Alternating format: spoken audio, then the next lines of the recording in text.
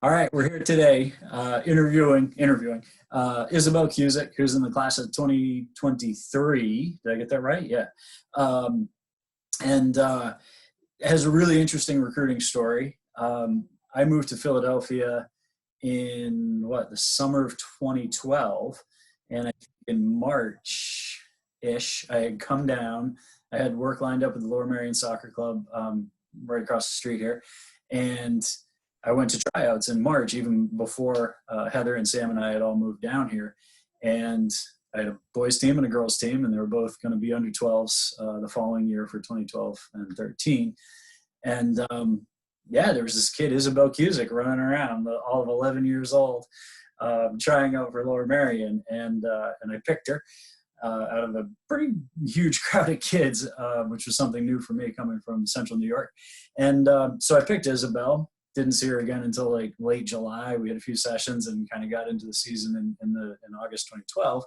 And then probably, I'm guessing, what is about for the next 2 years, I didn't hear you say a word. Yeah. And all of a sudden here we are today. And yeah, I can't get her to be quiet anymore now. So so I'm gonna, Isabelle, tell me a little bit about how we get Bryn Mawr on your radar, and what's your recollection of sort of the beginning of your journey to Bryn Mawr? So I don't remember the first time I contacted you about playing for you, but I know you'd been casually mentioning it, just kind of slipping it in there because you didn't want to be too pushy, but you also wanted me to know, like, I should look at Bryn Mawr. But I know I looked at it halfway through my junior year. I really didn't want to consider it, to be honest, but my parents were like, you really like Paul, it's a great school, you should really think about it. And that's definitely why I looked at it. Yeah, it's tough, right? And it's not something you do a lot, even in 20 years of college coaching. You don't often know somebody from, I mean, where were you, sixth grade when I met you, or going into sixth grade? So like, like you're almost at that point a family friend, and you don't, like, you understand that dynamic is very different from, a relatively random prospective student that you go and you see in some showcase. And that relationship is very different. So you're walking on eggshells because you don't want to I didn't want to lean on you, and I didn't want it to be like awkward, like, oh geez, kind of like Paul, but now you're going to tell him that I'm saying. So that was pretty funny. But well, and the real kicker here, how far from campus do you live? Like 10 minutes. Yeah, walking. No, and I think that's another really interesting piece, right? So here I am, somebody I know pretty well, I've known the family, and hey, you want to just literally walk around the corner and go to college. So that was interesting. So why weren't you just like, no, I gotta get out of the western suburbs of Philly? There were a couple reasons. I think one of the main reasons was because, well, I really wanted my family to be able to watch me play, because that was super important, especially for my dad. I mean, I was the last kid. My brother didn't play sports in college. And my brother went to Montreal, so that's really far. And I saw that he struggled more. So I didn't need to be this close to home. This is very close. But I kind of picked the Centennial Conference because they were very similar schools and none of them were too far away from home. And I felt like it was just a good way to do it. And then I also, when I visited campus, it didn't feel like I was at home. Also because Bryn Mawr is very secluded. The campus is very separate. You don't really just walk through the campus. So it was nice. It was different, even though it's the same. Yeah. Yeah. And I think it's true of most schools, right? Like everybody, you think about distance, and I think, the school itself, especially when you're talking about these small liberal arts type colleges, such as Bryn Mawr and most of the Centennial, you're so, in a good way, locked into that community. That's where you live. That's where everything happens. And it does. It definitely changes sort of the notion of being too close to home or close, far enough from home.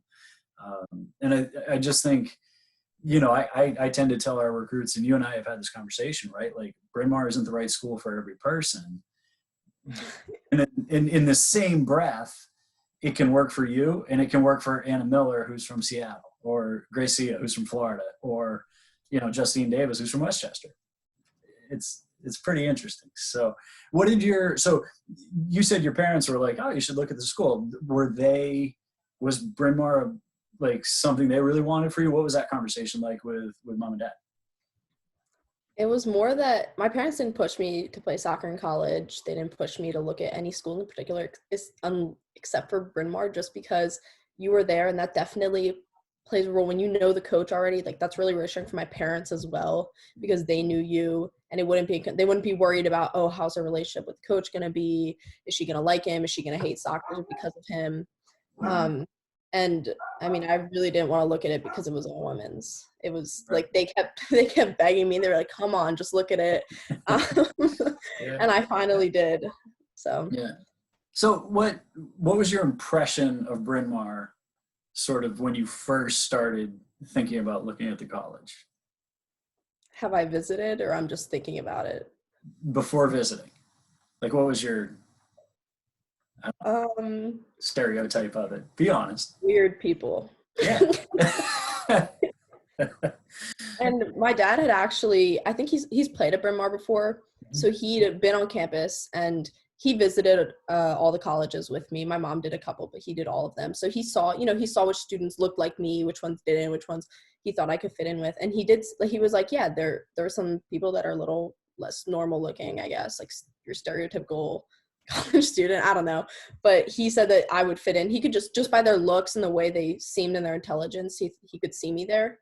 Which is definitely something that reassured me, because I was scared that I wouldn't fit in. Yeah. Yeah, but I think, right, like, high school is much more superficial, right? Jocks hang with the jocks and the nerds are with the nerds. Like, it's that whole, I don't know, Mean Girls, I guess, is something. But like, those superficial and I think cliquey type of judgments are very common, right? Like, that's just how life is structured at that age.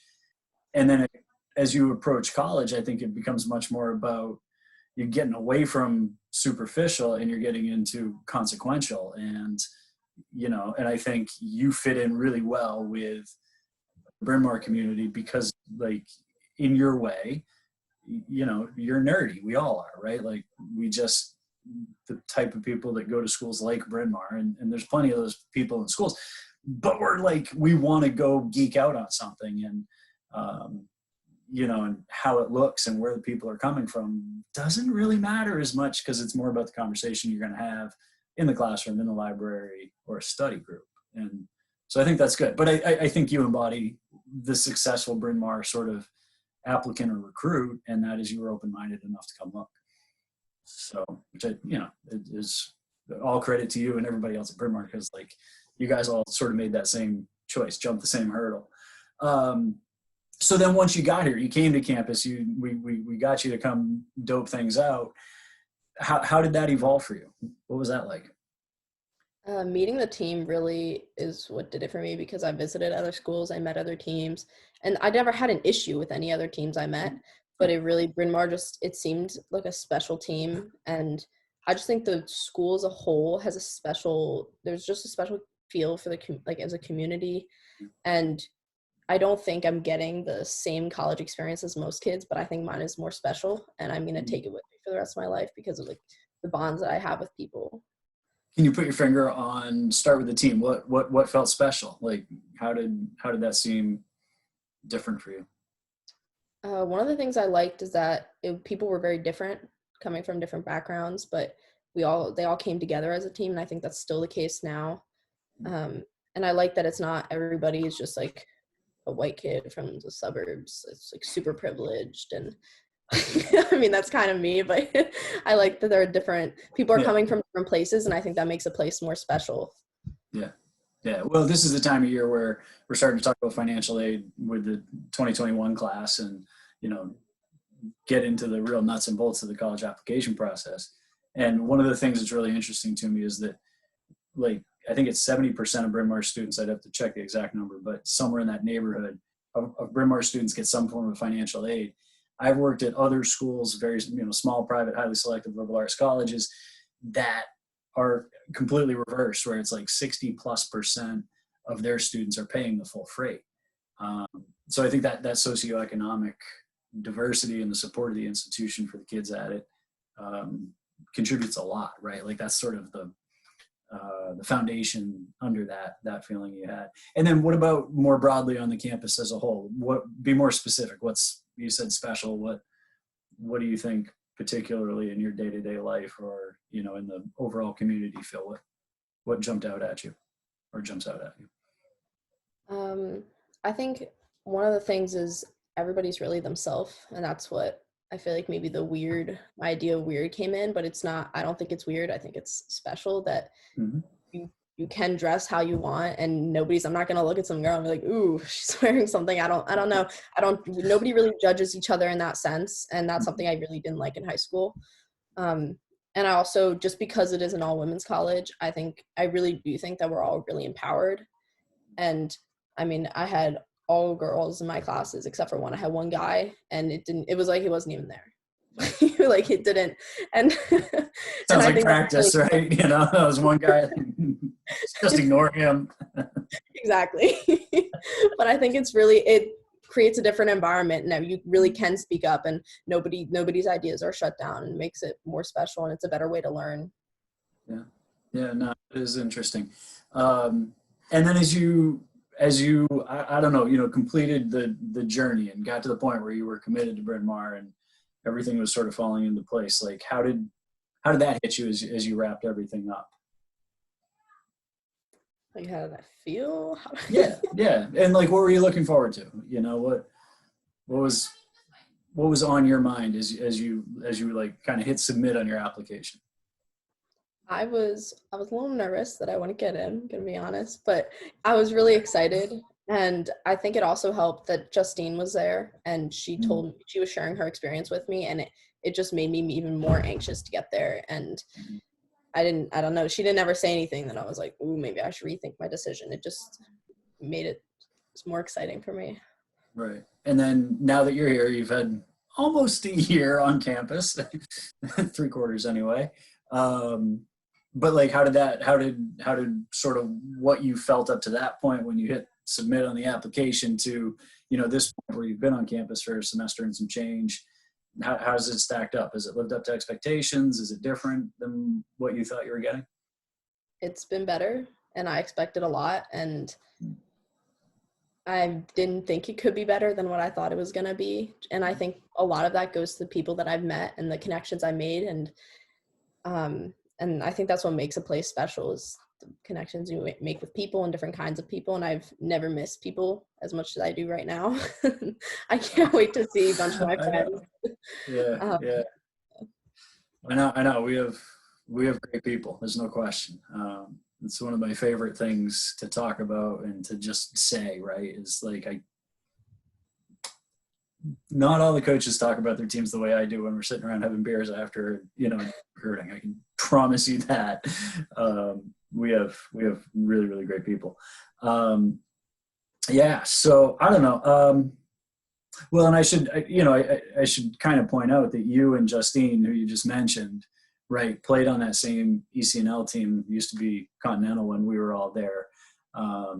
But you had followed me from Lower Merion, jumped over. I took a then NPL team in the same age group. And what was it? You stayed with Lower Merion for a little bit and then came over October. Like November. Yeah, Grant asked me, and the LM team just started getting really bad. And if I wanted to play in college, I had to leave.